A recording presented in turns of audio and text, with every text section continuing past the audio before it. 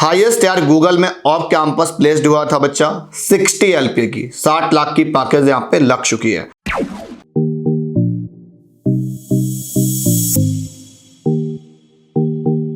Hello everyone, तो आज की इस वीडियो में हम लोग बात करने वाले हैं HBDU कानपुर के बारे में। यार काफी दिनों से कमेंट आ रहे थे, HBDU कट ऑफ काउंसलिंग से रिलेटेड मैंने काफी सारी वीडियोस बना रखी हैं। इस बार फिर कुछ अपडेटेड डेटा था HBDU कानपुर की प्लेसमेंट को लेकर, तो पूरी कंप्लीट इंफॉर्मेशन देने वाले हैं कि HBDU कानपुर की स्ट्रेंथ क्या है, और साथ ही साथ यार आपको इसके एलुमनाई नेटवर्क के बारे में बात करूंगा कि कितना ज़्यादा स्ट्रॉन्ग है। काफ़ी सारे कॉलेज यूनिवर्सिटी के जो राइट नाउ अभी वाइस चांसलर हैं या उसको रन कर रहे हैं, डायरेक्टर हैं, वो सारे के सारे यहीं से पास आउट हैं। यहाँ तक कि NSUT की भी अगर आप बात करोगे तो जो NSIT हुआ करता था उसके भी जो डायरेक्टर हैं वो भी यहीं से पास आउट हैं, तो उसके भी बारे में बात करेंगे।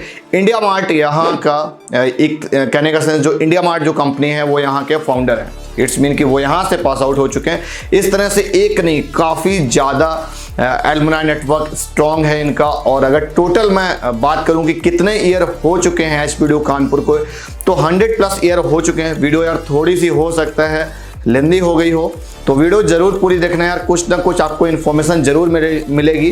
HBDU कानपुर काफ़ी ज़्यादा खास है। जैसे कि अगर मैं बात करूँ इसकी लोअर ब्रांचेज को लेकर, पेंट, प्लास्टिक, ऑयल, फूड, तो इन सब की भी एवरेज प्लेसमेंट यार बहुत ही डिसेंट है।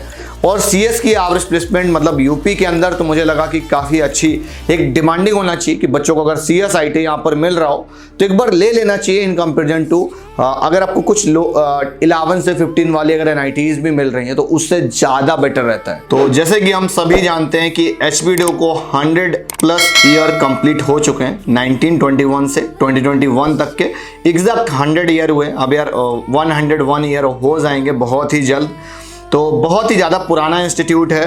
तो इस वीडियो को अगर हम बात करें कि इसमें कुछ कट ऑफ प्लेसमेंट वाली बातें ज़्यादा हम करेंगे और एलुमनाई नेटवर्क की। बाकी यार एलिजिबिलिटी क्राइटेरिया, काउंसलिंग प्रोसेस, क्या कट ऑफ वगैरह के रूल्स एंड रेगुलेशन है, उस पर हम वीडियो बना चुके हैं, तो उस वीडियोज के आपको लिंक डिस्क्रिप्शन पर मिल जाएंगे। तो चलिए शुरू करते हैं। सबसे पहले बात करेंगे HBDU के बारे में। यार पहले HBTI हुआ करता था, एक बहुत लंबी सी कहानी, अभी वो डिस्कस कर दूंगा शॉर्ट में। और पॉपुलर कौन कौन सी चीज़ों को लेकर है, यहाँ की जो पेंट, प्लास्टिक, ऑयल और फूड ब्रांच है काफ़ी ज़्यादा पॉपुलर मानी जाती है, बिकॉज पेंट, प्लास्टिक और ऑयल ब्रांच आपको पूरे इंडिया मतलब यूपी के अंदर तो बहुत कम जगह मिलेगी। अगर पूरे इंडिया में भी बात करूंगा तो रेयरली कुछ जगह मिल पा रही होगी कि हमको पेंट, प्लास्टिक और बहुत ही डिसेंट प्लेसमेंट आपको मिल पा रही हो। एलिजिबिलिटी क्राइटेरिया और एडमिशन प्रोसेस को लेकर बात करेंगे शॉर्ट में, कि जैसे कि 60% एलिजिबिलिटी क्राइटेरिया है 10+2 में। और इसके एडमिशन प्रोसेस पे अगर मैं बात करूं तो यूपी का बच्चा का ही यहाँ पर डोमिसाइल अगर होगा देन तभी एलिजिबल होता है, या उसने 10th और 12th यूपी से कर रखी हो। तो ये थोड़ा सा एक एलिजिबिलिटी क्राइटेरिया है। तो डोमिसाइल मस्ट है। टोटल सीट इनटेक कितना है, कट ऑफ्स क्या रहेगा, फीस स्ट्रक्चर क्या है, प्लेसमेंट क्या रहेगा, ब्रांच वाइज मैं आपको यहाँ पर प्लेसमेंट बात करूंगा। हर एक ब्रांच के यहाँ पर खास बात क्या है उस पर भी बात की जाएगी। ROI कैसा रहेगा, एक्सपोजर कैसा है, डाइवर्सिटी लेवल की अगर हम शॉर्ट में थोड़ी सी बात करें, थोड़ा सा डाइवर्सिटी लेवल को लेकर कहीं ना कहीं HBDU पीछे रह जाता है, बिकॉज यूपी के ही सिर्फ कैंडिडेट आते हैं।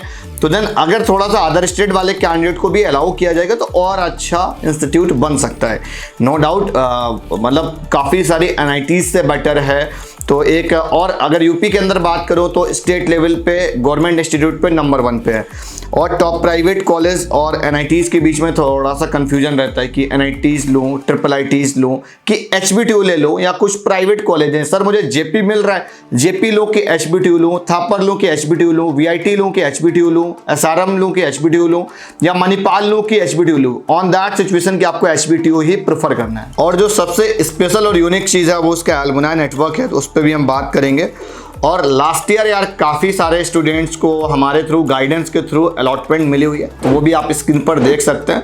तो मतलब बहुत सारे बच्चे थे जिनको HBDU की काउंसलिंग के थ्रू अलॉटमेंट हम लोगों ने कराई थी या हेल्प की हुई थी उनकी। अब यार चलो शुरू करते हैं, जल्दी से देख लेते हैं कैंपस के अबाउट में। 1921 इसकी स्टैब्लिशमेंट है, 2021 और 2021 वाला बैच रहा था इनका। वो उस समय गवर्नमेंट रिसर्च इंस्टीट्यूट हुआ करता था, फिर उसके बाद में गवर्नमेंट टेक्निकल इंस्टीट्यूट बन गया, फिर उसके बाद में 1926 में HBTI का नाम रखा गया, फिर उसके बाद में 2016 में HBTU हो गया, और अब इसको लगभग 4-5 ईयर हो चुके हैं। तो यूनिवर्सिटी की बैच की भी प्लेसमेंट आउट हो चुकी है। और कैंपस एरिया की अगर मैं बात करूं, 2 कैंपस हैं, ईस्ट और वेस्ट। तो ईस्ट कैंपस का 77 एकड़ है, वेस्ट वाले का 271 एकड़ है। तो अगर आपको कैंपस टूर वगैरह देखना हो तो वो भी आप देख सकते हो। उसके लिए मैंने एक लास्ट ईयर वीडियो बनाई थी, उसमें कैंपस टूर था। और अब मैं बात करूंगा कि एचबीडीयू कानपुर के अंदर एक समय ऐसा था कि आईआईटी कानपुर की भी क्लासेस यहीं पर लगा करती थी। और उसके बाद में एनएसआई कानपुर एक इंस्टीट्यूट हुआ करता था। फिर उसके बाद government engineering college Bijnor, government engineering college Kannauj, इन सब की क्लासेस यहीं पे लगी हुई हैं।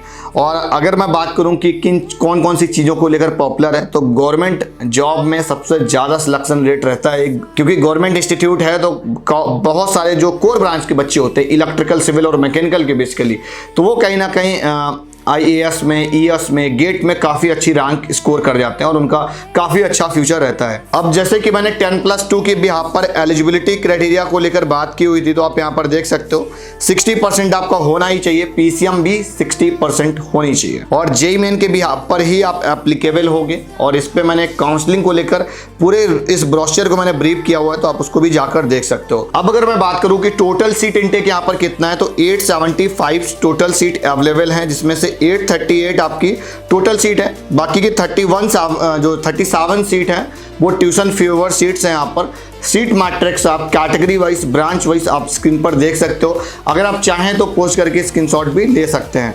अब मैं बात करूंगा इसका जो फीस स्ट्रक्चर है वो कितना है, तो 1,35,000 पर ईयर का यहाँ का फीस स्ट्रक्चर है। आप चार्जेस देख सकते हो। वैसे ट्यूशन फीस तो 75,000 ही है।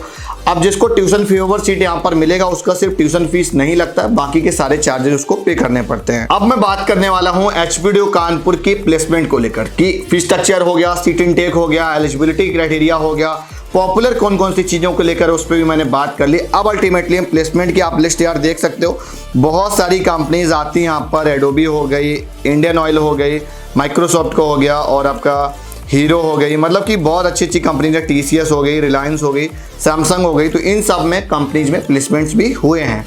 अगर मैं अल्टीमेटली बात करूं कि क्या इसका कंपैरिजन डीटीयू से या एनएसयूटी से किया जा सकता है, तो यार नो डाउट आप बिल्कुल कंपैरिजन कर सकते हैं। प्लेसमेंट के प्रोस्पेक्टिव से प्लेसमेंट बहुत ही डिसेंट है, लेकिन काफ़ी बार क्या होता है कि लोग थोड़ा सा कानपुर की लोकेशन की वजह से, जो उधर गाजियाबाद, नोएडा के बच्चे होते हैं, वो थोड़ा सा कम प्रेफर करते हैं। वो दिल्ली एनसीआर मूविंग थोड़ी सी ज़्यादा है। अब मैं बात करने वाला हूँ कि यहाँ की एवरेज प्लेसमेंट जो है 7.18 LPA इसकी एवरेज प्लेसमेंट है। हाईएस्ट यार गूगल में ऑफ कैंपस प्लेस्ड हुआ था बच्चा 60 LPA की, 60 लाख की पैकेज यहाँ पे लग चुकी है। जो सेकंड हाईएस्ट पैकेज है वो माइक्रोसॉफ्ट में है, 43.5 LPA की थी, वो ऑन कैंपस प्लेसमेंट लगी हुई थी। और अगर हम लास्ट पेंडेमिक की बात करें, जब कोविड जस्ट आया ही था आई थिंक 2020 में, उस टाइम पे आपकी 30 LPA की 3 बच्चों की प्लेसमेंट लगी थी, वो भी ऑफ कैंपस थी, जो कि अमेजन में प्लेस्ड हुए थे। बाकी आपको 10 LPA, 12 LPA, 15 LPA के बहुत सारे यहाँ पर बच्चे मिल जाते हैं। ऐसा नहीं होता कि एक बच्चे की पैकेज लगी है, 2 बच्चे की लगी हुई है, काफ़ी सारे बच्चों को प्लेसमेंट्स यहाँ पर अच्छी खासी मिल जाती है।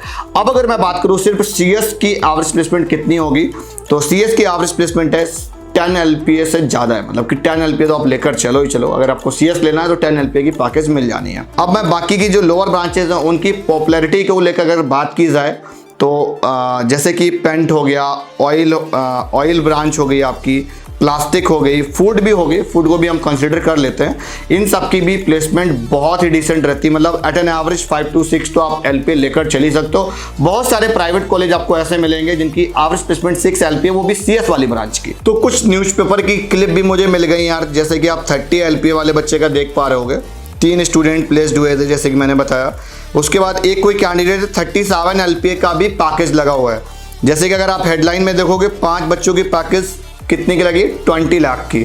तो ऐसा नहीं कि 1-2 बच्चों की लगी हो। उसके बाद में ये यहाँ पर आप देख सकते हो प्लास्टिक की पैकेज की बात की गई है, थोड़ी सी न्यूज़ क्लिप ब्लर हो गई है, लेकिन प्लास्टिक हो गया, ऑयल हो गया, इन सब की पैकेज ना बड़ी डिसेंट जाती है। 8 से 10 लाख तो मतलब एट एन एवरेज बच्चा हुआ तो मिल जाने वाली है। 60 LPA वाला आप देख रहे हो गूगल के लिए, जो मैंने आपको बताया हुआ था। इस तरह से बहुत सारी न्यूज़ क्लिप्स मतलब निकलती रहती हैं एचबीडीयू को लेकर हमेशा। अब हम लोग बात करने वाले हैं एचबीडीयू का एलुमनाई नेटवर्क यार कितना ज़्यादा स्ट्रॉन्ग है। तो थोड़ा सा ये बहुत कॉन्सेंट्रेट होकर देख लेना, बिकॉज अगर इसकी एचबीडीयू की थोड़ी सी जड़ों पे जाओगे ना तो बहुत ही स्ट्रॉन्ग है यार। बहुत सारे फाउंडर, को फाउंडर, MD, मैनेजिंग डायरेक्टर वगैरह आपको सारे यहाँ से मिल जाएंगे। तो देख लेते हैं, स्टार्टिंग करते हैं। भारत इलेक्ट्रॉनिक्स लिमिटेड जो है उसके दिनेश कुमार बत्रा डायरेक्टर रह चुके हैं। उसके बाद में आपका Indian oil Adani gas private limited के सीईओ हैं जो कि राजीव सिक्का, वो भी यहीं से पास आउट हैं, एचपीडीयू कानपुर से। उसके बाद में डॉक्टर आशुतोष, ये भी मैनेजिंग डायरेक्टर हैं जो कि चेयरमैन है राइट नाउ आपका गेल इंडिया लिमिटेड के। तो और इसके बाद में आपका एकेटीयू के जो वाइस चांसलर थे पहले विनय पाठक जी, तो वो भी यहीं से पास आउट है, एचपीडीयू कानपुर से। उसके बाद में जो इंडिया मार्ट है उसका भी सीईओ यहीं से पास आउट है, दिनेश अग्रवाल। उसके बाद जो अपने आप पर जैसे कि ट्रिपल एम गोरखपुर की बात की जाती है, तो ट्रिपल एम गोरखपुर के भी जो फाउंडर और वाइस चांसलर हैं वो भी ओंकार सिंह, वो भी यहीं से पास आउट हैं, एचपीडीयू कानपुर से भी। और उसके बाद में अलक पांडे सर को तो आप सभी जानते हैं, वो भी यहीं से पास आउट हैं। उसके बाद में हमारे पास में एक लिस्ट यार और है, तो उसको भी थोड़ा सा देख लेते हैं। अभी जैसे कि मैंने देखा हुआ था विनय पाठक जी हो गए। उसके बाद में बीआईटी झांसी के जो डायरेक्टर हैं वीके त्यागी जी, वो भी यहीं से पास आउट हैं। उसके बाद में एनएसयूटी का अगर आप बात करोगे डॉक्टर राज सिनानी, तो वो भी यहीं से पास आउट हैं, जो कि राइट नाउ एनएसआईटी हुआ करता था उस समय, तो उसके डायरेक्टर रह चुके हैं। और इस तरह से यार काफ़ी लंबी लिस्ट है, आप देख सकते हो स्क्रीन पर। तो वीडियो आई होप आप सभी को काफ़ी पसंद आई होगी, बिकॉज एल्युमिनाई नेटवर्क काफ़ी यार इंटरेस्टिंग था, मुझे भी जानकर बड़ा शॉकिंग हुआ। थोड़ी सी अब बात कर लेते हैं कट ऑफ्स को लेकर। तो अगर हम कट ऑफ्स की बात करें तो लास्ट ईयर राउंड 1 से राउंड 4 तक नॉर्मल राउंड हुए थे, आफ्टर देन आपका स्पॉट राउंड हुआ था, फिर सेकंड स्पॉट राउंड हुआ था। और इस बार क्या है, राउंड 1 है और राउंड 2 और देन राउंड 3, राउंड 4 तक नहीं है यहाँ पे, उसके बाद में स्पॉट राउंड होगा। थोड़ा सा अगर आप कट ऑफ्स देखना चाहें तो यहाँ पर देख सकते हैं। फिलहाल मैंने कट ऑफ्स को लेकर एक सेपरेट वीडियो बना रखी है। जैसे कि यहाँ पर अगर आप देखोगे सिविल इंजीनियरिंग का 34,000 तक गया हुआ है, सीएस का 21,784 तक क्लोज कर गया था। इस तरीके से 2 स्लाइड से आप इनको पोस्ट करके स्क्रीनशॉट ले लो, अदरवाइज इसका लिंक मैं आपको डिस्क्रिप्शन पर दे दूंगा, तो वहां से आप अपने ब्रांच के अकॉर्डिंग अपनी कैटेगरी के हिसाब से आप देख सकते हो। तो वीडियो आज की यहीं तक, और इसी तरीके से वीडियोस पाने के लिए चैनल को सब्सक्राइब करो। वीडियो पसंद आई तो लाइक करिएगा। मिलता हूं नेक्स्ट वीडियो में। कुछ डाउट क्वेरीज हैं कि सर स्पॉट राउंड में कितने तक मिल जाता है, कितनी सच्चाई है, तो उस पर भी बहुत ही जल्द आपको वीडियो मिलेगा। Bye bye.